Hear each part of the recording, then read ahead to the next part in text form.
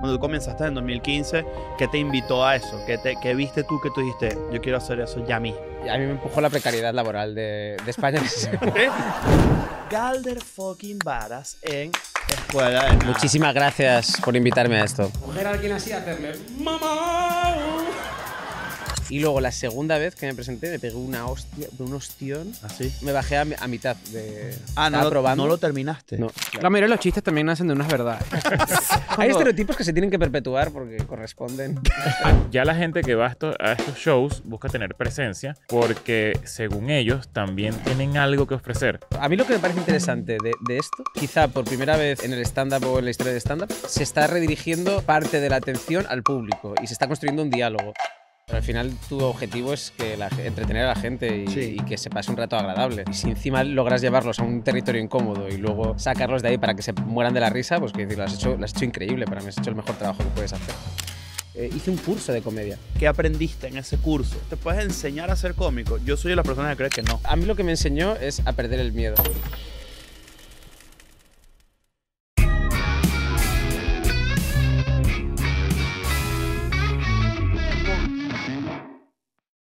Bienvenidos a un nuevo episodio de EDN Friends. En este momento estamos en Cascabel Studios, que es nuestra casa acá en Miami, cuando venimos a hacer temporadas de EDN Friends. Y todo esto que están viendo, este set es hecho por Art That Kills. Muchísimas gracias a ellos y a toda la gente que está implicada en esta nueva temporada de EDN Friends. Galder fucking Varas en Escuela de Nada. Muchísimas gracias por invitarme a esto. Mira, Gracias, tengo que decirte algo. Nos hemos conocido los cuatro. Bueno, a ustedes los conozco ya, nosotros nos conocemos ya hace muchos años. Pero a ti no te habíamos conocido personalmente. Ayer compartimos tarima. Sí. Eres una fucking bestia, te lo tengo que decir. Vosotros. Eres impresionante, de verdad. Que cool compartir eso contigo ayer. Ayer tú estabas en el show, lo Sí, pudiste corroborar. Se lo acabo de decir, apenas entré, llegué un poquito tarde, pero cuando entré en un momento de risa de algún remate o algo así y fue un boom como de mierda. Fue muy cool. Ya lo sabíamos, porque obviamente tienes una carrera rechísima, pero en verdad qué cool. No sé cómo es tu sentimiento de repente salir a venir a Miami y como que no saber que estábamos todos medio nerviosos claro. allí en el... Bueno, yo salí nerviosísimo. Ajá, O sea, yo te vi. yo te lo dije, porque luego fuimos al camerino y creo que estaba actuando en ese momento Manuel Ángel. Sí. Y tú me preguntaste qué tal y digo, yo lo he pasado fatal. No, Luego me relajé, pero los 2 primeros minutos yo estaba tensísimo porque yo ya había hecho mi hora el lunes. Y yo estaba haciendo, claro, como no era mi público exactamente, era como un público mixto de Exacto. los que habíamos llevado los 4. Y claro, al principio lo sentí como diferente. Y luego muy bien, pero al principio era como, claro, no es esta gente no me conoce, no sabe exactamente quién soy. ¿Sentías eso? ¿Que no te conocían? Que una parte no me conocía, claro. Bueno, creo que todos sentíamos un poquito de eso, ¿no? Porque éramos 4 comediantes, eran dos españoles, 2 venezolanos, en este caso también a David. David Sepo, qué bestia es, podemos hablar más tarde después de él. Y Manuel Ángel también, amigo de la casa, que en verdad yo dije, mierda, ¿cómo hacemos como combinación? En verdad eran 3 españoles, porque Nacho es español. Yo tengo pasaporte español también. Sí. ¿Tienes pasaporte? Sí, no, es de conquistar. Pero es de los malos del lado españoles, ganador. de esos que no, en verdad no, porque tienes como cierta latinidad ahí. ¿Sí? Sí, ¿Cuántos pasaportes tienes tú? Yo uno solo. Entonces vamos a... Recuérdate que conquistador. No había pensado eso de que el festival tiene un gran porcentaje de su esencia venezolana, ¿no? Y que obviamente para gente como tú o... ¿Quién más estaba? David, que también es español. De repente se están enfrentando, o sea, están un poco más conscientes de que no es público de ustedes como tal. Están más entrando como a una zona donde mucha gente como tú se siente muy cómoda porque... Sí, porque podríamos decir que, coño, Miami en cierta manera nos trata como... Es como una segunda casa, honestamente. Miami es muy latina. Entonces, no había pensado eso. Como que podía influir en los nervios. Por supuesto, pero aparte, claro, yo sí que tengo... O sea, yo hice mi monólogo, mi hora el lunes. Y eso sí que fue como, vale, esta gente, o sea, no es exactamente, o sea, no compartimos todos los códigos ni todo el lenguaje porque hay diferencias culturales y hay cosas a las que no me puedo adaptar o no soy consciente, pero sí que entiende lo que hago porque me sigue y porque ha visto y porque ha comprado la entrada porque quiere ver esto más o menos. Entonces ahí sí que estaba como más cómodo. Pero claro, ayer los 2 primeros minutos, luego se me pasó, pero los 2 primeros minutos yo estaba muy nervioso porque sí que yo salí ahí como si esa gente me conociera porque fui muy inconsciente.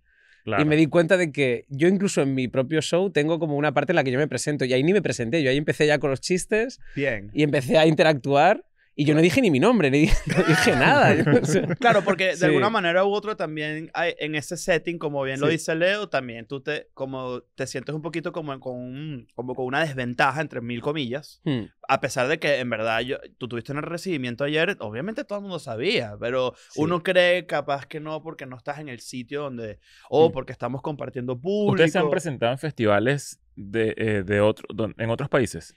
En otros países, o sea... Yo no, el de Netflix que hicimos, pero eso...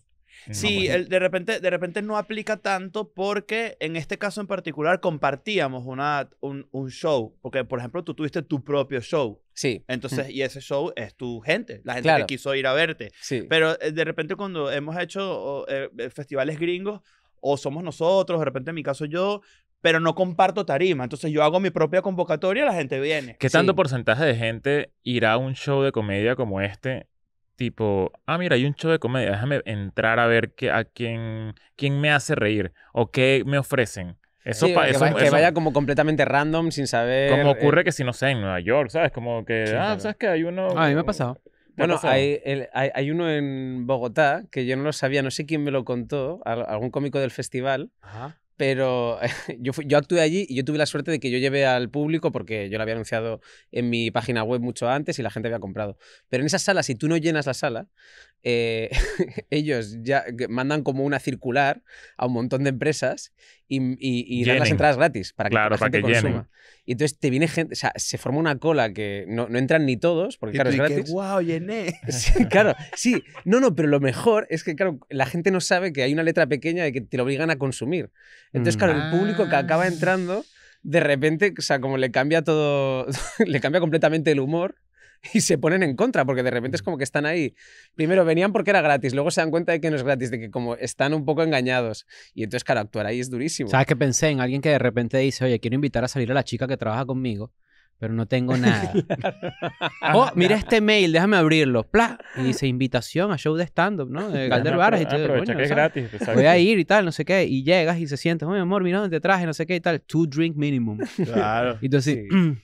Y qué bueno. Y ustedes irán juntos. El mismo se dice. A pagar $19 por cada cervecita. Sí, bueno, a mí una vez me pasó en Chicago que estoy haciendo un show y de repente se para una gringa y dice, tipo, pero en el medio del show, enfrente a todo el mundo, tipo, en inglés, ¿no? ¿Qué coño está pasando? Y yo perdón. Y dice porque esto es en español. Y yo, bueno, señora, porque estamos aquí en español. No, y tú que sí, el Tratado de Tordesillas. Y yo le dije, y la señora, en verdad, armando un mega problemón allí porque no entendía porque ella, justamente lo que dice, entró a ver comedia. Claro. Que obviamente por las redes eso se ha perdido un poquito porque ya tú sabes a dónde vas. Pero a mí me encanta la idea de creer que hay gente que disfruta la comedia tanto como para ir a un show de gente que no conoce. Me gustaría hacer eso más. No sé si en México se puede hacer. Bueno, puedes ir a un showcase o un open mic y vas a ver una variedad infinita de comediantes. Lo que hacen los clubes acá es que te ponen, entre paréntesis, en español. Ya hay que hacerlo. Precisamente para que no pase. A mí también me pasó en Phoenix, pero eran como unos gringos. ¿Sabes? Estos gringos que están como naranja, ¿no? Sí, claro. Sí, pero no como Trump, sino un naranja de verdad de que están en la playa, no pintados, ¿no? No, claro. Y entonces eran como que eran así y eran como que, no, we love Latinos. Eran como de esas personas, ¿no? We love Latinos. Sí, pero esos gringos que están como, no woke la palabra, sino que, marico, están borrachos. Esa es la palabra. We love Latinos. We love Latinos y tal. Y le digo, pero, ¿do you understand any of this? Como que, ¿sabes? ¿Ustedes entienden algo? Y es como, no, pero estamos aquí tomando y jodiendo, pues. Está bien. Eso está sí, muy pero como que en divertido. verdad, y en Boston, creo que estábamos los tres juntos, si no fue a mí, que eran personas que estaban aprendiendo a hablar español. O sea, qué forma tan bonita y a la vez tan distante de apreciar algo, ¿no? Como si vieran como una especie de danza ritual que hacen ellos. Exactamente. Esto creo que lo hacen pues para que llueva. Exacto. Son sus costumbres. Es una costumbre muy tribal suya. Que vamos a ver, Hablan, por sí. si acaso me traigo, ¿sabes? El O de poncho. sentido de comunidad, seguro también aprecian eso. Como que, están ahí los latinitos. Los latinitos. Los pues. diferentes. Bueno, pero sí pasa mucho que cuando de repente uno se presenta en un club gringo, y por eso, y una pregunta que te tengo muy específica, que sé la respuesta de David porque me lo comentó, pero no sé en tu caso, no lo tengo muy claro, pero sí pasa, por ejemplo, que en los clubes gringos, cuando uno hace un show, el staff, que no necesariamente habla español, dice, verga, qué buena vibra había, qué buen showcito, ¿sabes? Que coño, la pasé muy bien a pesar de que no entendí un carajo. Coño, la verdad es que se siente agradable, la gente tiene una cosa diferente. ¿Este es tu primer show en Estados Unidos? No. No, yo había hecho ya Una una gira. pequeña gira por Estados Unidos. Creo que hicimos Ajá, exacto. Nueva York, Miami, Chicago, Orlando. Ok. Y ya está. Y que cuando tú sales de España, porque sí hay unas diferencias increíbles, sobre todo en el tipo de humor, de comedia. ¿Te puedo sumar algo? Por favor. Nosotros que hemos tenido la suerte, gracias a la gente que está viendo esto, de poder ir a Europa a hacer shows, hay una teatralidad. ¿En Europa? Sí. Sí. O sea, que de repente un monólogo tiene algunos elementos de teatro por la gran herencia que tiene histórica, mientras que el stand-up en Estados Unidos, en un club como este, la palabra no es estéril, pero se siente un poco más como nuevo. Empaquetado. Entonces, de repente tú en Europa, en Madrid precisamente, te presentas en un teatro de los que nos ha tocado presentarnos, donde mierda, hay como una elegancia, hay como todo un pedo de, esto es una vaina histórica, ¿me entiendes? Sí. Como un teatro, no sé qué y tal. Las estructuras arquitectónicas, el diseño, la ingeniería. Mientras que en los clubes en Estados Unidos, coño, suelen ser nuevos, a menos que estés en una ciudad que tenga un poco más de historia, ¿no? Pero... Sí, o sea, en España no hay... no había esa tradición. Se hacía como más en bares, pero una especie de espacio como que la comedia ocupaba por un tiempo, qué decir, por algo de forma efímera o eventual, pero que no... O sea, que no era el objetivo. O sea, no había clubes de comedia. Entonces la comedia se iba haciendo por bares y por zonas, en actuaciones al aire libre, y rara vez se hacía en teatros, hasta hace bien poco. Y de hecho, o sea, ahora que la comedia ha pegado como un boom en España, como más reciente, hemos empezado a ir a teatros, muchos cómicos, y hasta hace bien poco los teatros tampoco te querían allí. O sea, cuesta mucho entrar como cómico. Sí. Porque ellos quieren ver como cosas más artísticas con más cultura. Aunque eso que dices es muy interesante, porque en Venezuela ocurría algo similar, que es que como no existía la cultura del stand-up y existía la del teatro, o por lo menos lo que en Venezuela se entiende como teatro, que es de repente estas obras tipo Mi vagina conversadora, ese tipo de vainas. Los monólogos de la vagina. Ajá, X, lo que sea. Sí, en España está los monólogos de la vagina, sí, ¿no? pero lo que quiero decir es que... Yo no lo he visto por respeto. Pero es lógico, porque yo creo que hay que verlo, porque... Es que yo pensaba mucho como que los monólogos de la vagina, para cuando era el monólogo del pene, pero después entendí que la vagina tiene labios, entonces puede hablar. El pene tiene la visión, bueno, porque es un ojo. tiene boquita. Claro. Tiene boquita, pues. Puede nadar, ¿no? Exacto. Claro. Yo a veces, perdón aquí las damas que están aquí, yo a veces me lo aprieto hasta donde llega. O sea, Sí, Así puede ver la profundidad. claro, exacto. claro. Y así puedo verme el corazón a través de ahí. Te haces eso en el glande. Ajá. ¿Y se te abre así? No, pero sí sé que hay algo y perdón, es Pero este tipo de ¿sabes que te podcast. pueden meter por ahí? O sea, por ahí te meten cosas. Claro, hay un fetiche que es meterse como... No. O sea, que el médico me refiero. Claro, Ah. una sonda. Ah, Claro. coño, entonces ahí fui al médico equivocado. Sí, o sea, es un servicio que tienes que pagar, es extra. Ah, ok. Sí. No, pero sí te revisan por ahí la uretra. Sí. Hay un piercing que es por ahí que se llama el Príncipe Philip. ¿No, Daniel? Porque Príncipe Daniel sabe. Nosotros le llamamos Príncipe Alberto. Pero a lo Ah, mejor Príncipe aquí- Alberto aquí seguramente. Van variando el príncipe. según variando el la- príncipe, Exacto. Sí. ¿Qué bolas los príncipes no tienen ni puta idea de que las perforaciones de penes están Claro. en su nombre? Yo creo que de hecho es todo lo contrario. Tienen toda la Están idea. totalmente en Claro, conocimiento. claro. Pero para completar la idea, en Venezuela pasaba mucho que esa generación que comenzó a hacer stand-up se enfrentaba a teatros que no se tomaban en serio este oficio. Entonces, tú tenías que presentarles a ellos como si fuera una obra de teatro. Por eso los stand-up en Venezuela y nosotros los latinos no tenemos la costumbre de presentarnos cuando vamos de gira. Por ejemplo, tipo, Cris Andrade en vivo y ya. No, hay que ponerle un nombre al tour. A la hora. Entonces, sí. o al show. Entonces, tu show se llama, en mi caso, por ejemplo, Huevo de Dragón. Entonces, vamos a ver Huevo de Dragón de Nacho Redondo. No, no como que vamos a ver Nacho Redondo en vivo, que es un comediante y que Estados Unidos está plagado de Louis C.K. Live. Yo creo que Sí, la y ya está. diferencia ahí es que en España hay una cantidad de teatros Sí. por habitantes mucho mayor que en Estados Unidos. Sí. Y en España está todo depende del Estado. O sea, el Estado aporta mucho a la cultura. En Estados Unidos no. Depende mucho del sector privado. Sí, entonces, en España hay una gran red de teatros porque una es herencia exacto. histórica, o sea, de teatros que se han ido manteniendo y que tienen ahora, pues eso, 200 años, 150 y se han ido manteniendo en el tiempo. Y luego hay otra parte que es todavía como más hispana, que es por corrupción, que se hacen obras públicas y muchas veces se hace un auditorio enorme. Tú vas a un pueblo que nadie usa. y de repente tiene un auditorio, o sea, enorme, en el que podía ir ahí la Sinfónica de Viena. Y está ahí, y es simplemente porque, claro, al hacer esa obra ha habido un montón de sobres y de comisiones que han movido. Claro. Y entonces tú llegas ahí y es como algo, o sea, como si entraras en una casa fantasma o algo, o sea, porque de repente vas a actuar y es como, no, aquí casi nunca viene nadie. Es imposible llenar este teatro, qué bien que lo has llenado. Y hay un tío, hay un conserje que de repente desaparece por una puerta. Definitivamente hay ingredientes que te mejoran cualquier tipo de comida solo por su calidad. El queso paisa es uno de esos. Mira este desayuno. A veces se subestima. Puede ser esto y ya. Un pedazo de queso paisa a la plancha. A la comidita. Listo. Estás listo para la mañana. Obviamente después comes más tarde también, pero increíble. De verdad, otro nivel. Puedes ver todos los productos Paisa en elpaisa.net o en Instagram como Paisa_USA. Creo que en gran Y todo escala... el sistema de audio es horrible porque tienen años ahí con una...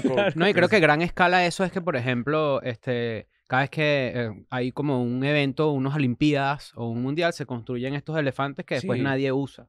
Y que bueno, que esa es herencia de los españoles. Sí. Eso es, que sepáis que... Y entonces en España ocurre este fenómeno donde empiezan a haber comediantes, o sea, obviamente ya de stand-up, pero lo que tú dices es muy cierto y eso es es algo bien curioso porque no existen como lugares medios, ¿no? O sea, estamos o el bar o el teatrote. Sí. Pero no hay un sitio intermedio que haga stand-up, por ejemplo. Sí, en España y sobre todo en Madrid falta mucho la sala de 250 a 300 personas, que sea una sala que tú puedas sentir pues, esa reverberación de la risa, de la audiencia, de cómo todo se encapsula como en un espacio en el que todo el mundo está como conectado con lo que está pasando en directo. Claro. Porque claro, el teatro al final, cuando tú actúas ya en teatros, salas grandes, tienes que ampliar tu teatralidad, tienes que llegar a más gente, el timing es distinto, pero en una sala es como todo es mucho más inmediato. Ayer era todo mucho más... Sí. O sea, venía muy bien para el ritmo que teníamos. Claro, porque está todo el mundo muy cerca también. Sí, entonces se pierde como... Tienes una persona... No, esa distancia entre la tarima y la primera butaca en un teatro en Europa es raro. O sea... Inclusive como audiencia, cuando tú te sientas y estás como de esos asientos que se levantan así. Ajá, que tienen la silla de... Sí, y siempre falta como un cubano gritando, cosa que se aprecia aquí en Miami, ¿no? Sí, un cubano gritando, es lo que... Eso es lo que uno quiere en un show de comedia, es un cubano gritando. ¿Dónde fue que nosotros...? Bueno, el Teatro Gran Vía, puede ser, que tiene como varias salas ahí en Gran Vía. Gran Vía es donde están todos los teatros. Sí. Como, o sea, pero este se llama Teatro Gran Vía. Tal cual. Y tiene, pequeño. Y tiene el pequeño, no sé qué. Ahí está, en el mismo teatro se llama Teatro EDP ahora. EDP Exactamente, Gran Vía. el EDP. EDP es como el patrocinador y tiene una sala pequeña también. Exacto, que esa es la de 300 personas, creo, 300, 400 personas. Y pero es una todo sala de teatro, exactamente. No es lo mismo. No es lo mismo. Nosotros hicimos esa. Sí, en la primera gira. Sí. Porque después hicimos el Coliseum, que queda un poquito más abajo. Y el Capitol. Y luego el Capitol, en ese mismo viaje. Sí. O sea, hemos hecho... Es que cada vez que hemos ido, y por eso... No, pero hicimos uno que se llamaba el Teatro Princesa. No. Era un nombre de una... Nosotros en ese Teatro Gran Vía, eso es por tamaño. Y es como de... existe uno chiquitico, creo, que era como de 150 personas. Luego está el teatro, el EDP, que era como este de 300, 400. Y luego está uno más grande. Nosotros hicimos los dos pequeños la primera gira, me acuerdo. Y fue raro, pues. Pero fue cool. No, fue cool, pero es lo que digo. Es la sensación de... Sí, porque es una sala como...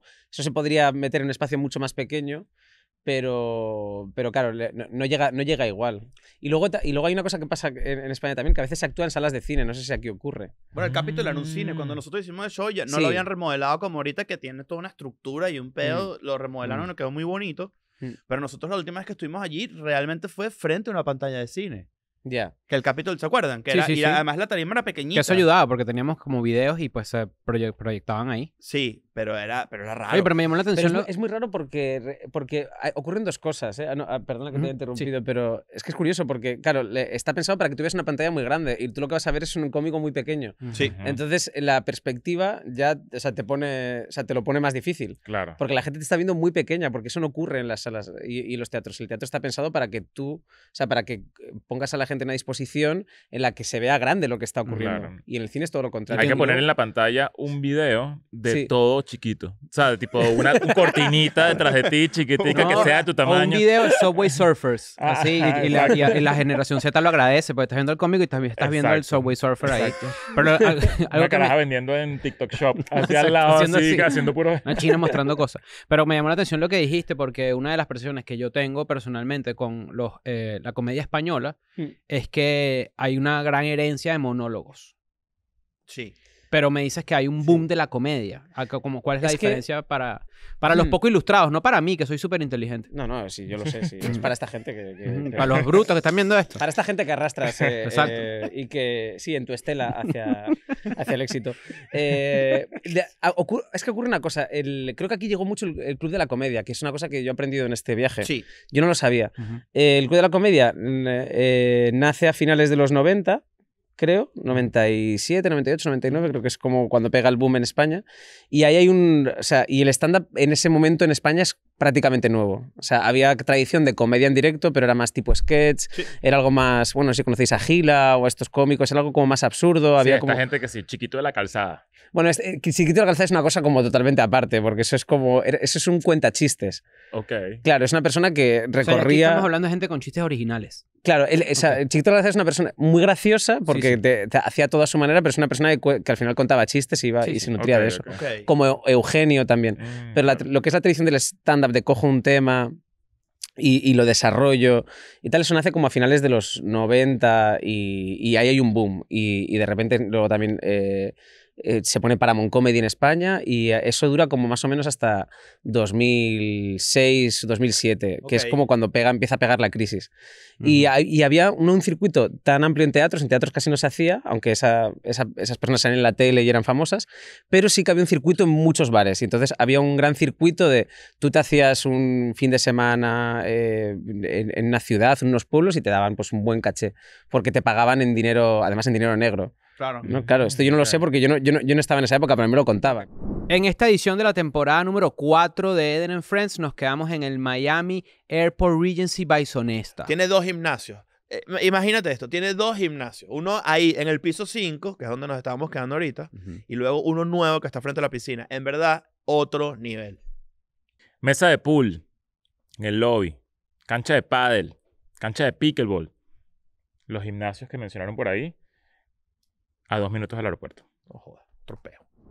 Ahorita que estamos en Miami grabando la 4ª temporada de Eden and Friends, tenemos el privilegio de disfrutar de renta ideal, sobre todo cuando aterrizamos en el aeropuerto de Miami, porque tú sales y lo primero que tienes ahí a la mano es tu carrito. Y de paso lo devuelves ahí mismo también, cosa que es invaluable para ahorrarte tiempo en el aeropuerto. Sabemos que de repente hay mucha cola, mucho tráfico ahí, mucha gente parada. Saco el laptop, lo dejo adentro. Para evitarte eso, en verdad entregas tu carro rápido y resuelves ese momentico fastidioso. Rentaideal.com y renta tu carro de una vez en Miami. ¿Qué edad no tienes te acuerdas. No, porque yo ni siquiera era adulto. Y con ese dinero haces un auditorio bien grande. Con el conserje y eso claro. se responde. Una pregunta, ¿qué edad tienes tú? Yo tengo 38 ahora. Ok, o sea, Sí. te estamos hablando de finales de los 90. Exacto, tú empezaste a principios de los 2000. Yo empecé en 2015. 2015. Ah, 2015, ok. Claro, Sí, pero somos de la misma generación. somos de la misma generación y Claro. tú empezaste en 2013. Claro. Sí. Yo, mientras más me crece, Sí, claro. señor. Este Esto es humor de elegancia. Claro, por Dios, de altura. Sí, yo empecé 2012, Sí, finales. estamos bastante alineados en Sí, bien sí. similar. Claro, o sea, tenemos una experiencia compartida de más o menos el tiempo que llevamos y lo que hemos desarrollado en este... Exacto. este Una tiempo. persona como Buenafuente, por ejemplo, Sí. pues, entra en esa generación que hacía... No, porque él tiene una tradición mucho más... O sea, de televisión. Sí, claro, o sea, su camino es distinto. Ok. Creo que lo Sí. que más se acerca a eso es Broncano.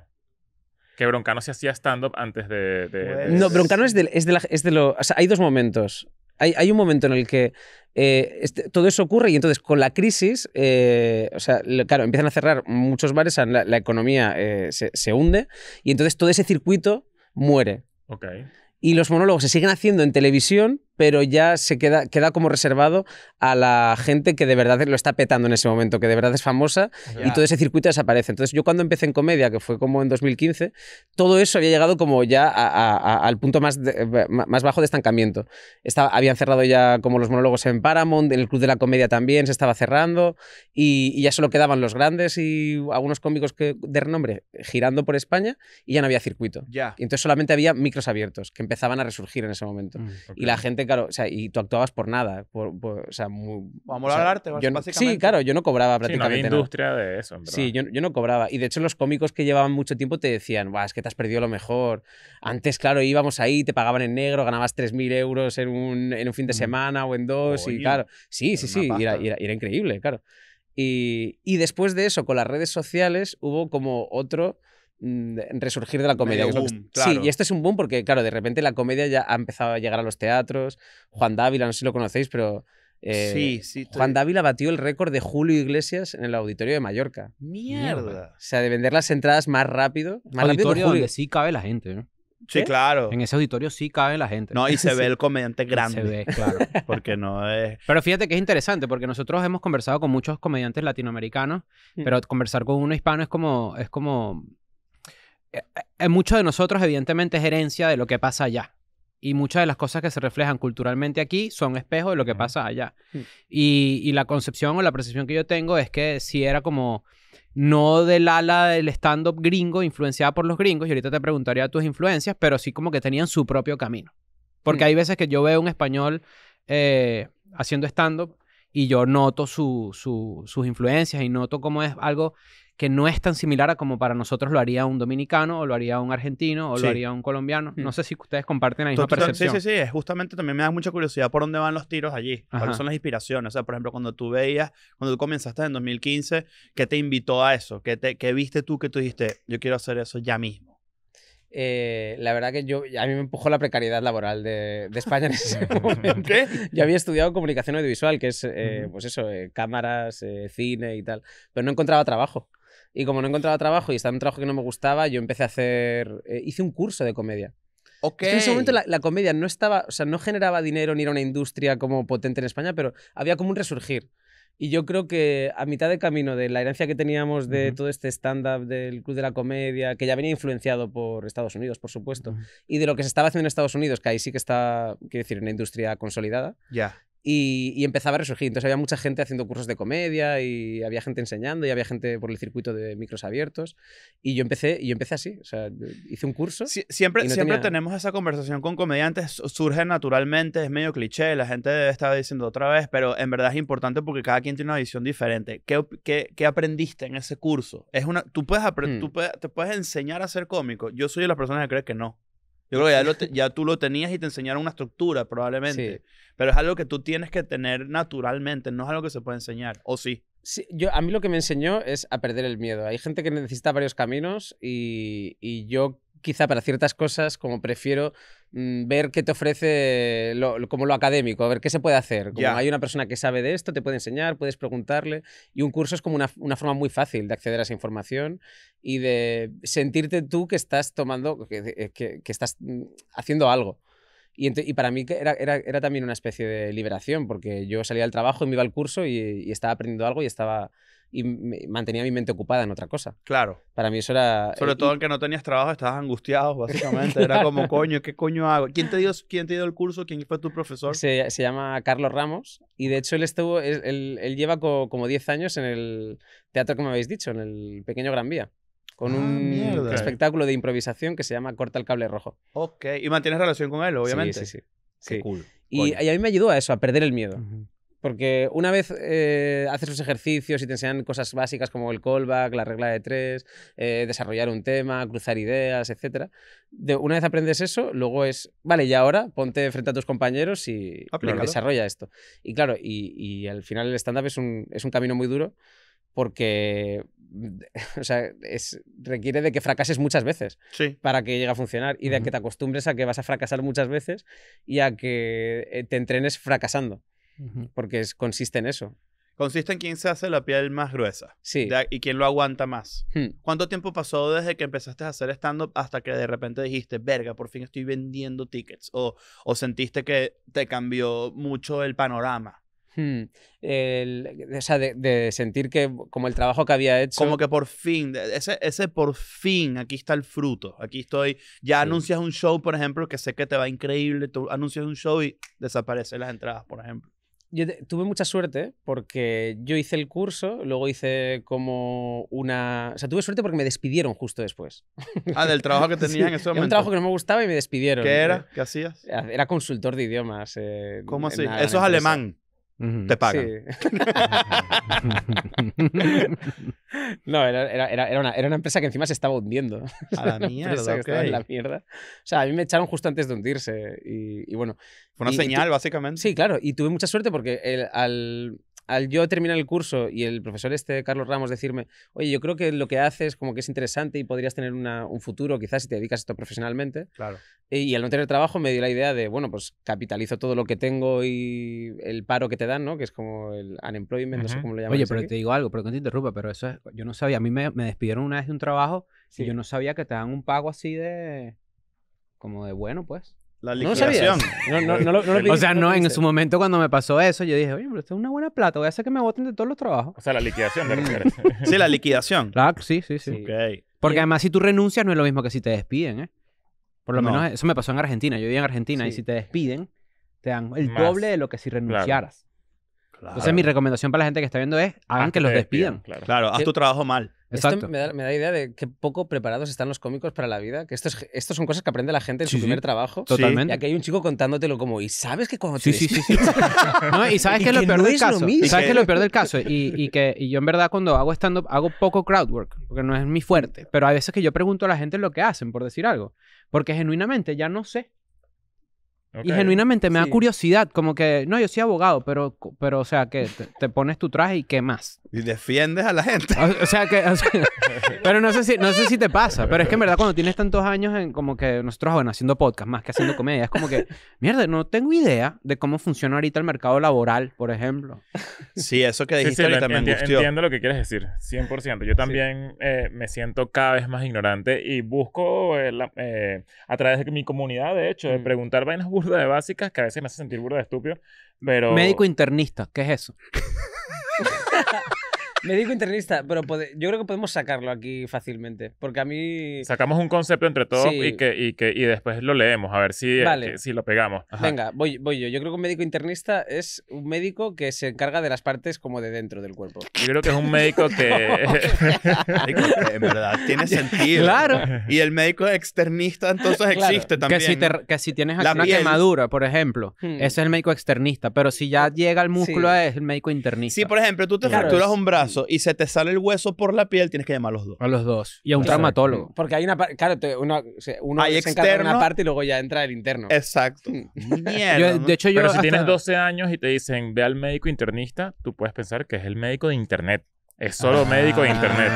O sea, no tienes o sea, googlea tus síntomas. Claro. Exacto. Básicamente es lo que tienes que hacer. Bueno, ya seguro el futuro será ChatGPT. Ya tengo el hueso afuera. ¿Qué hago? Bueno, métetelo. Gracias. Claro. Eso es lo que te va a decir. ¿Tú qué crees que es un médico internista? Un médico internista para mí es el que te revisa cuando estás internado. No, ojalá fuera un chiste, muchachos. Ojalá fuera un chiste. Pero mi médico internista es el que revisa a la gente que está internada en la clínica. Ojalá que lo has mirado, ya lo sabes. No, genuinamente es lo que pienso que es. Pero sí es. ¿Y ustedes vieron juntos? Y es el que te atiende cuando estás interno ya. Eso es cierto. Mierda, yo pensé que era una burrada. No, ya, me parece. A lo mejor yo sembré todo esto porque yo sabía que era un médico interno. Bueno, no es como un gran flex saber esa estupidez. No es lo mejor, pero entiendo lo que dices. Bueno, él lo ha propuesto y él lo sabía. Yo creo que esta información ya la tenía. Esto era para joder. ¿Será que de una manera muy involuntaria esa es la premisa real de por qué los comediantes se inclinan hacia el crowdwork? Y no lo sabemos. ¿Cuál? Por la ignorancia. no por la ignorancia, sino por la curiosidad de saber de verdad Eso es lindo. cosas que... Eso es lindo, porque una de las características de los comediantes es que somos personas curiosas. Ok. Sí. Algunos tienen hasta varias curiosidades, los bicuriosos. Claro, Sí, también. esos son Curioso es que les interesan 2 temas. Es correcto, sí. Solo- No, pero no puedes 3. 3 ya no. 3 No, temas. ya es no. con quién viniste y a qué te dedicas. Y uno de los No, temas, no, y uno de no, los temas no es la temas. homosexualidad. No te interesan 2 temas, te interesa uno solo de 2 géneros. Exacto. Es verdad, Es correcto. exacto. Pero, entonces, está muy bien. ¿qué nos llevó al médico internista? La curiosidad también de saber, te botan de este trabajo, ahí donde Sí. estábamos. Te despiden y ahí tú dices, voy a entregarme a este pedo. Correcto. Sí, o sea, el hecho de no tener un trabajo y pensar que podía hacer con mi vida lo que quisiera, y realmente, que creo que es el mejor punto de partida para hacer stand-up, que es no tener nada que perder. En el momento en el que tú te ves con 30 años, que era la edad que yo tenía en ese momento, Ujú.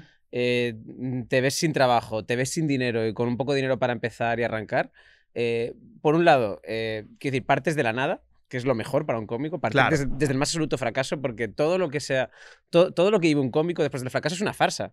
Sí. Porque tu trabajo es reírte de ti mismo y reírte de la vida. Entonces, quiero decir, o sea, por eso queda muy cómico a veces cuando a un cómico le va súper bien y te está hablando como de los problemas que tú tienes, como tú no tienes esos problemas. O sea, Claro. tienes que reírte de ti mismo y reírte de que eres rico o lo que sea, pero ya esos problemas no los tienes. Y entonces, el partir de ahí a mí me liberó muchísimo y además me hizo que, claro, yo diera el triple de lo que tenía que dar, porque no tenía trabajo, no tenía red de seguridad, y entonces yo me dedicaba 24/7 a hacer comedia. Y como no había espacios, yo me monté mi propio micro abierto, como la gente no pagaba entrada para ver eso, yo dejaba entrar a la gente gratis, salíamos a la calle y metíamos a gente. O sea, ¿Sabes qué? hacíamos cosas. Dijiste algo que me recordó mucho a una filosofía que tenía yo antes de empezar Escuela de Nada, en algún momento de mi vida, que era que para mí era muy fácil, no sé cuál será el nombre de esta acción, este ejercicio, que es como barrer con el antebrazo toda la mesa. Sí. Y es como resetear tu Borrón y vida. cuenta nueva. Borrón y cuenta nueva. Borrón y cuenta nueva, sí. Porque para mí es la mejor manera de hacerlo bien, en vez de seguir construyendo sobre lo que ya existe.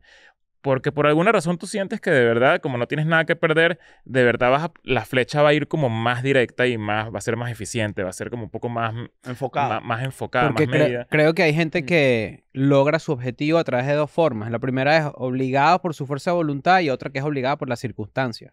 Y cuando las 2 cosas se juntan, Como que no tienes opción, te es acorralas. indetenible. Sí. Pero imagínate también es cuando te gusta la comedia, pero también hay una circunstancia donde dices, no tengo empleo, necesito que esto funcione. Creo Pero que acompañado es de eso. la vocación, ya es como una tormenta perfecta. Creo que es eso, que te hace sentir indetenible. Y obviamente no tiene ningún tipo de lógica porque básicamente lo que estoy diciendo es como que yo creo que yo debería ser indigente desde este momento, porque estoy seguro de que cuando se me ocurran cosas siendo indigente voy a ser mucho más enfocado que ahorita en este momento. Por supuesto. Y que voy a ser mucho más, voy a alcanzar mi meta mucho más rápido. Porque no tengo las comodidades que tengo ahorita y que seguramente me van a alejar un poco del foco. ¿Entiendes lo que quiero decir? Sí. Como que es algo con lo que me acompañó mucho en mi vida antes de Escuela de Nada. Obviamente Escuela de Nada me da una vida muy cómoda y todo eso y es muy diferente antes, pero sí siento que es una forma de pensar que seguramente mucha gente comparte para Totalmente. lograr cosas, para lograr vainas. O sea, no sé, el no perder nada, marico, es sabroso, el saber que no vas a perder nada. Sí. Sí, te obliga a un compromiso especial. Es un compromiso específico. Claro, que luego es una cosa con la que tienes que convivir después, porque por eso muchos novelistas o sea, fracasan en su segundo libro. Si lo han petado muy fuerte con el primero. Porque, claro, luego se han puesto unas expectativas que hay un público, hay una bestia a la que alimentar con la que no son capaces de enfrentarse. Sí. Porque cuando tú empiezas a crear, tú partes de la nada. No tienes nada sobre lo que no tienes nada que proteger. Exactamente. Pero claro, cuando tienes un prestigio, cuando hay un aura, cuando hay algo que la gente espera de ti, tienes que protegerlo, todas tus decisiones se ven condicionadas por lo que ya has construido. Por eso es que dicen que Totalmente, el verdadero álbum que importa en una carrera musical es el segundo. Sí. Después de haber pegado el primero. Sí, Después de que funcione el primero. Porque básicamente significa que eres capaz de mantenerte en ese estatus de creatividad y de ¿cómo se llama así? De personalidad. Es como que cool, Bueno, es que lo claro, hiciste y el bien. primero luego no importa. O sea, el primero solamente. O sea, en muchas carreras el primer álbum, o sea, ya no es ni de los mejores. O sea, lo mejor es lo que acaba viniendo después. Sí. Pero yo digo el que pegó Sí. el primer álbum. Si Sí, tú sí, lanzaste sí. un álbum y lo pegaste, funcionó, te llevó a la fama, Mm. el que realmente va a determinar tu calidad como artista es el segundo porque Sí. bueno, ya ahora tienes los ojos de millones de personas encima. Vamos a ver si de verdad tú puedes seguir haciendo arte con esta expectativa, con esta presión. Y también porque dicen que el primer ejercicio, la primera obra artística de alguien es la suma de toda su vida. ¿Me entiendes? Y ahora el segundo es la vidita después de todo eso. Ajá, entonces, por ejemplo, es como que lo dicen con los libros. También dicen como que todo el mundo tiene un libro. Ahora tienes 2. Sí. Porque tú puedes narrar la historia de tu vida, pero luego tienes otro, ¿me entiendes? Supongo yo que pasa con el stand-up también, cuando ves el primer especial de alguien y después el segundo, es como que vas a poner el otro pie o en verdad el primero fue suerte. Y luego con la música dicen que es el sophomore slump. Le dicen a cuando de repente alguien saca un disco y el segundo disco no es tan bueno, dicen, bueno, es que es su segundo año y es normal que caiga. Eso pasa en el deporte también y pasa en otras áreas. Sí. Para más conocimiento, pues sígueme. Claro. ¿Cuál crees que fue tu primer putazo justamente por ahí? ¿Ve? Tu primer golpe de dijiste, hey, esto funcionó. Y empezaste a elaborar eso como, digamos, tu primer disco en ese sentido, para ti. La primera sensación de esto está yendo por buen camino. Ajá. Pues creo que en la muestra de aquel curso, hicimos una muestra al final que actuábamos frente a un público bastante amplio y bastante gente. Y ahí, o sea, claro, con muchos nervios y bueno, con mucha ansiedad, desarrollé como el primer bloque de 10 minutos y funcionó muy bien. Ok. Para gente que no me conocía. Entonces, claro, porque ya había actuado pues solamente en el curso, a la gente que tus compañeros y tal. Y al hacerlo frente a una gente que no te conocía de nada y ver que eso funcionaba, claro, a mí me hizo plantearme el hacer esto de forma profesional. Y luego la segunda vez que me presenté me pegué un ostión. ¿Ah, sí? Sí. O sea, me bajé a mitad de... ¿No lo terminaste? No, me bajé a mitad. Yo venía, claro, con la euforia de qué bien ha ido esto y fui a un bar en verano, con pantalones cortos, además, que es lo que te dicen siempre. Nunca ves con pantalones cortos actuar en ningún sitio. Fue con mis pantalones cortos. ¿Cómo es eso? No, nunca había escuchado... Siempre te dicen que no puedes actuar en pantalón corto, que es como una... De mala suerte. Una ofensa. Sí, es como una especie de... O sea, pone incómodo al público. Sí. Me estoy viendo las rodillas, sí. No te puedo tomar... Te estoy viendo las rodillas. Sí. Te aleja de la comedia. Pone el foco en otra parte que no le interesa para nada a la audiencia. Y suele salir mal. Y entonces, bueno, y yo estaba actuando ahí y no había casi nadie, eran como 8 o 9 personas.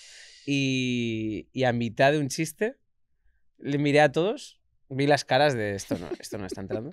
Y les dije, honestamente les dije, bueno, esto, quiero decir, no hay necesidad de que ni vosotros ni yo continuemos. De que se sigan calando esto. Mira, no hay nada que te ponga de verdad, que te meta una cachetada de humildad como fracasar frente a gente. Y hay gente que creería que es más difícil presentarse y fracasar frente a miles de personas que frente a 10. Y yo pienso que es mucho peor. Pero yo apoyo esa movida de... No está funcionando, ustedes... Estamos como en una simulación les estoy extraña. Haciendo un daño a ustedes, me hago un daño a mí mismo. Tengo frío en las rodillas. Estoy aquí en chores, no sé qué. Sí, le voy a dejar disfrutar, voy a dejar que disfrutéis de lo que viene ahora. Pero sí y no, porque una movida como esa, creo que en tu caso obviamente no ocurrió, pero sí te puede llevar a un sitio donde dices, ¿sabes qué? En verdad esto no es lo mío. Y te aleja un poquito de ese sitio. Te desenamora. Te desenamora cuando en verdad es al revés. Deberías decir, es verdad. Siento que más bien una noche como esa, y a medida de que obviamente las vas viviendo con más frecuencia, más bien te invita a decir, me toca sacudir este feeling mañana. Mañana mismo me vuelvo a montar y Bueno, porque hay gente que persigue, hay dos cosas. O tú persigues la vocación, que lo divertido es hacerlo, o lo divertido es que te aplaudan. O sea, ¿tú lo quieres hacer porque tienes algo que decir o quieres gratificación? O sea, yo creo que no existe comediante que no quiere pararse para que le aplauden y le digan, eres bueno. O sea, eso pero a través de lo que tienes que decir. Porque si tú lo quieres, es lo que hemos hablado nosotros muchas veces y te lo pregunto a ti. Hay gente que quiere ser famosa por ser famosa. No porque tiene algo que decir. Es como que... Es que ser famoso es diferente, pero ningún comediante creo que se monta en una tarima para que no sea reconocido como una persona inteligente. Yo he conocido a alguno y me ha fascinado conocer a gente así. Pero yo tengo un amigo, lo quiero muchísimo, me decía, yo es que sueño con ver mi cara en la Gran Vía. Y yo le decía, es el sueño más estúpido que he escuchado en mi vida. Puedes matar un poco de gente. O sea, tu sueño no tiene contenido. O sea, tu sueño es tan superficial que es una cara, es una valla publicitaria. O sea, tú puedes trabajar 8 horas de más en un mes y pagar una valla tuya. Claro. Exacto, que dura un mes allí. Es tan estúpido. Una cara así, project manager. pero detrás de eso está no tanto que su cara esté ahí, sino quiero merecerme estar ahí. ¿Puede ser? Sí, puedes. Creo que estás dándole mucho. Le estoy dando mucha profundidad a una estupidez, ¿no? Hay gente que simplemente quiere ser el centro de atención. Sí. Y no está mal, quiero decir, no, o sea, el problema es de la sociedad por dirigir la atención a esa persona. Sin duda. O sea, no hay nada de malo en que tú quieras decir, miradme, yo qué sé, estoy bailando en TikTok. Que está muy bien que lo hagas, ¿no? Que luego quiere decir que la gente compre eso y te endiose y te pongan en un altar, quiero decir, si es más cosa de. Sí, tiene sentido. De yo sí creo que existe gente, capaz no en nuestra generación, porque nuestra generación está muerta de hambre por la validación, pero de repente los viejos, que hay viejos que de repente quieran, no sé. ¿Sabes qué? Vale, yo voy a joder con estos bichos que están ahí, voy a montarme en ese micrófono abierto y voy a decir unas vainas y ya. En la oficina me dijeron que yo era bueno. Exacto, y para mí eso pues me hace entretenerme media hora y me lanzo y ya. O sea, como que siento que sí puede existir gente que no tenga unas ambiciones de quiero aplauso. Bueno, porque hay un problema grave que es que perdón que te interrumpa, pero el problema no es grave y tampoco creo que es un problema, así que voy a empezar de cero. Terminemos esta farsa, muchachos, vámonos. A lo que voy es que ser artista, yo creo que es a partir de los años 40 o 50 que significa ser millonario. Sí, porque antes no tenían tanto dinero, o sea, no se podía llegar con el teatro o con la... O eras de repente un buen artista, pero tenías un mecenas que era el que te... ¿Es un mecenas o mecenas? O mecenas. Mecenas. Y me almuerzas también. A lo que voy es que... Sí, pero... Y si te pones fastidioso me desayunas. A lo que voy es que antes tenías a alguien que de repente te daba el dinero y tú eras como que... me mataste con mi almuerzo también. No, pero en verdad sí, siento que es verdad. Eso es lo que distorsiona que alguien quiera ser millonario, por ejemplo, o que quiera ser famoso, que no necesariamente es lo mismo, o que quiera ser artista. Que creo que en verdad es lo que uno se encuentra en un open mic. Tú de repente estoy seguro que les ha pasado y en la música o en cualquier escenario tú dices, coño, esta persona es artista, pero nunca lo va a lograr. O de repente dices, ay, esta persona que quiere ser famosa. Y que de repente haya gente, no sé, posteando vainas en Instagram a lo loco, tirando flechas o como sea. Bueno, dicho eso, tu amigo, el que quería que su cara apareciera en Gran Vía, ¿es artista? Es que sí, o sea, no, ahora no. Ahora no. No lo ha logrado. Como creo que esta descripción encaja en 2 o 3 amigos míos, no voy a revelar que... No, perfecto. Para que ninguno Sin revelarlo. ¿Crees que eso no es la motivación que un político tiene, por ejemplo? Yo creo, o sea, el político, el que es bueno, el que sabe hacerlo, o sea, su motivación es robar y hacerse rico. O sea, entiendo que ese es el bueno, es el que nace para eso. Y luego habrá otro que simplemente quiera la atención, que quiera como poner su cara ahí, que ese yo será el más tonto de todos. Que ni siquiera roba. Los que de verdad porque saben, por lo menos deberías ponen a un tonto. Enriquecerte, ¿no? Sí, esa es la figura de un rey. O sea, la figura de un rey que es esa, es poner a alguien que sea... Y realmente, quiero decir, en la historia de España, eso, o sea, casi todos son retrasados. No hablo del actual, por supuesto. Pero en la historia, si tú te miras la historia, casi todos tienen como algún tipo de discapacidad y tal. Explicado por el incesto majestuoso que tienen las familias reales. Sí, claro. La quijada de los Habsburgo, por ejemplo. Sí, sí, sí. Yo soy el rey. En caja registradora. ¿Tenía esa voz? No. No, pero le pega muy bien. Nadie tiene registros de la época y... Así hablaba, en los 1400 hablaban así. De hecho, ese corte tuyo lo podrían poner en las noticias de una IA reproduce exactamente la voz que tenían los Habsburgo. Quítenle la cabeza. Me casé con mi hermana. Entonces, para recapitular, ya estamos aquí, haces este show, empiezas y obviamente, ¿cómo es tu relación con el crowdwork? Porque obviamente es una conversación ahorita donde estamos todo el tiempo conversando sobre si está cool, si no está cool. Obviamente te funciona de puta madre. Hay mucha gente que le está funcionando de puta madre. Pero claro, como se hizo popular, ahorita hay una conversación medio, ay no, pero sí, tal, no sé qué. ¿Cuándo crees tú que tú das con eso? ¿Cómo funciona eso en tu carrera? Claro, no sé si aquí ocurre lo mismo, yo supongo que sí, pero hay una cosa que el público general no sabe o no es consciente, y es que el crowdwork tiene casi tanta antigüedad como el stand-up. Es improv. Claro. Eso existe toda la vida. Existe y quiero decir, es algo que emerge naturalmente de hacer, quiero decir, de la comedia escénica. ¿Sí? Quiero decir, eso emerge naturalmente. O sea, siempre que pongas a un cómico con un micrófono, un texto, un monólogo, en algún momento momento interactuará con el público. Alguien se reirá, le interpelará, en algún momento se dará cuenta de que eso es gracioso. Quiero decir, eso siempre ha existido. Siempre. Y siempre existirá el heckler. Quiero decir, o sea, son cosas que la comedia tiene.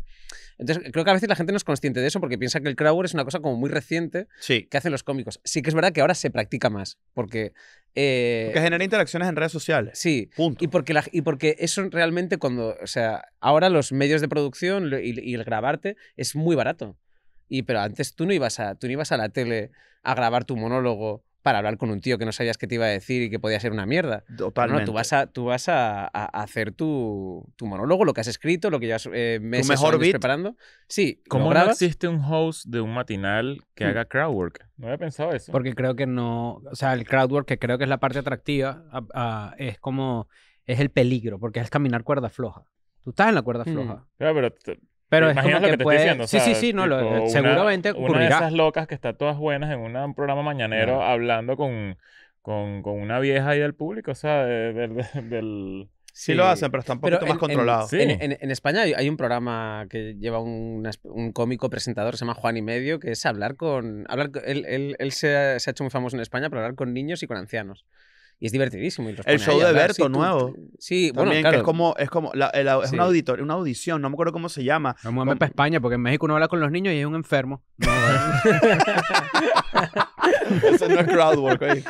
Pero justamente, sí, o sea, eso es muy importante que lo hayas aclarado. Y nunca había pensado también ese ángulo de lo barato que es ahora mostrarlo. Es muy barato, es que por eso se sube y por eso es... hay un cómico español que se llama Pepe Rubianes, que él ha fallecido ya, era catalán y él era muy famoso en España porque sus monólogos llegaban y eran como muy también irreverentes, era muy transgresor y llegaban a toda España, pero su show... Él era casi un 50%, 60% hablar con el público y meterse con meterse con el otro y hablar y tal. Y él estuvo haciendo eso 20, 30 años en el mismo teatro en Cataluña y era ese el espectáculo. Sí. Y la gente iba a ver eso. Como los Insult Comics, por ejemplo, que era Don Rickles y había otros que el show es meterse con la gente. Claro. Sí, como más bullying en ese momento. Sí. Y parte de de esta tradición queer o trans, no trans, no de los drags, los desayunos drags. Era eso. O sea, me da miedo ir a eso. Sí. Una persona disfrazada se pone, o sea, que decir, se viste completamente de otra cosa y va ahí a reventar a cualquier persona. Y bajo el personaje tiene licencia para decir lo que sea. Claro, pero lo que pasa es que nosotros hemos hablado de esto también porque... Eso perdona, pero eso es muy curioso porque tiene un sentido porque esa persona...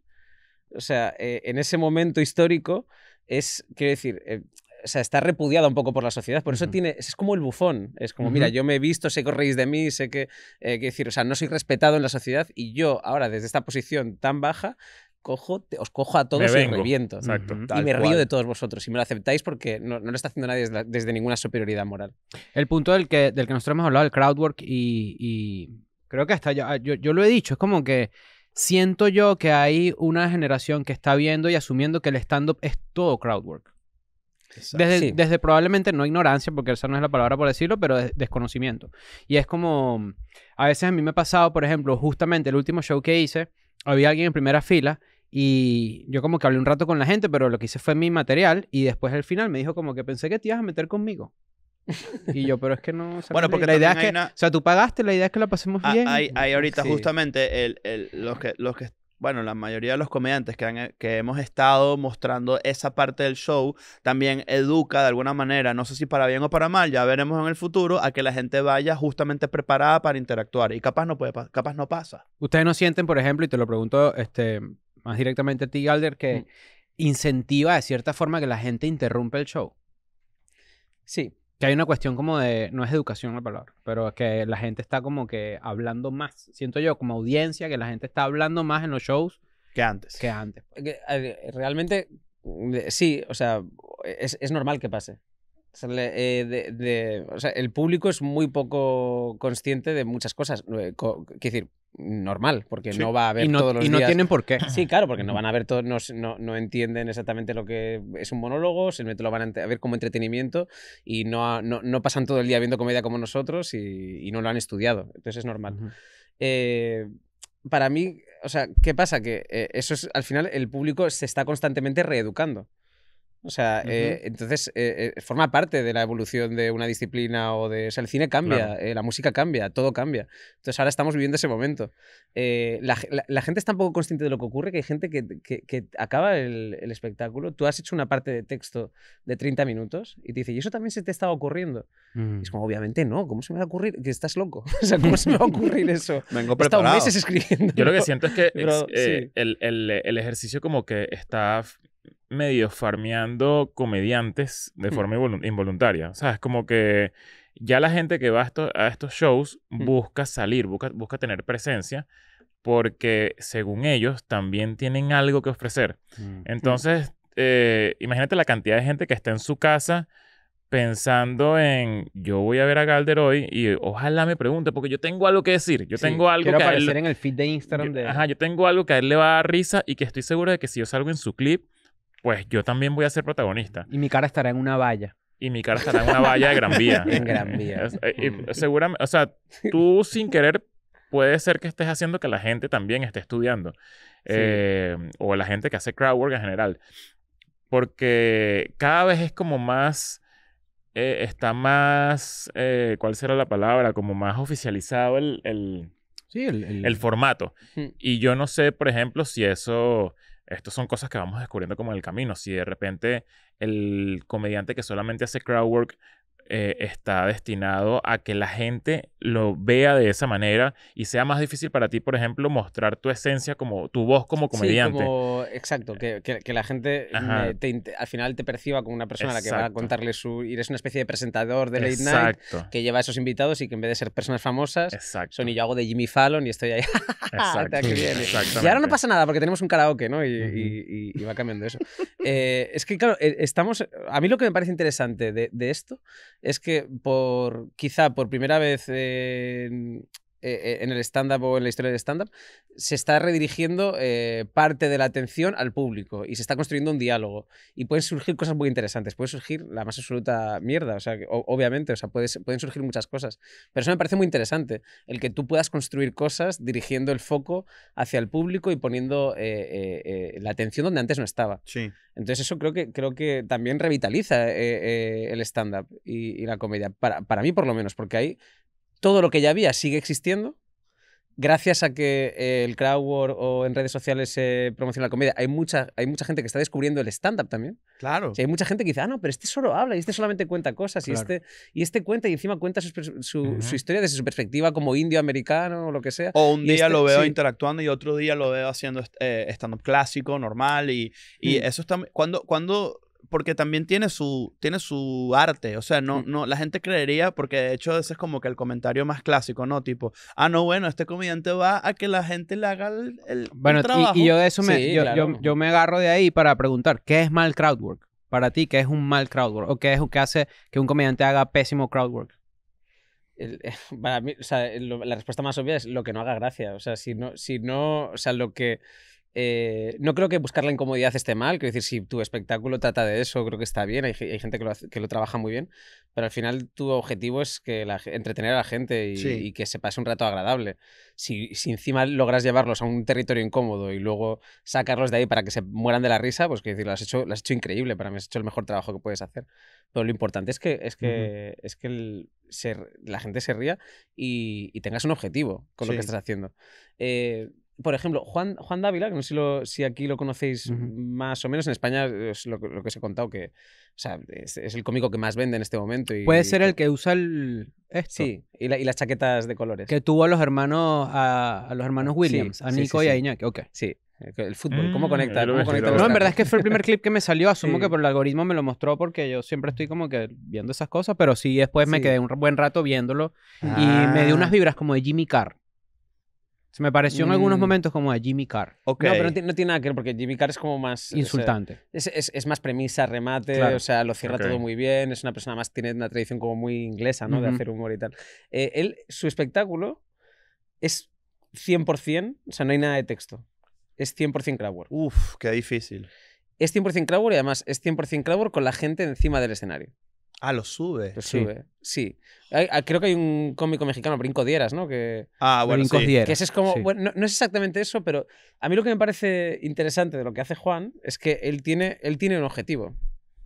O sea, detrás de todo eso hay algo que lo sostiene. Y es que el objetivo de ese espectáculo es sacar a alguien... Bueno, se llama La Capital del Pecado porque él repasaba antes... Ahora ya no le da tiempo.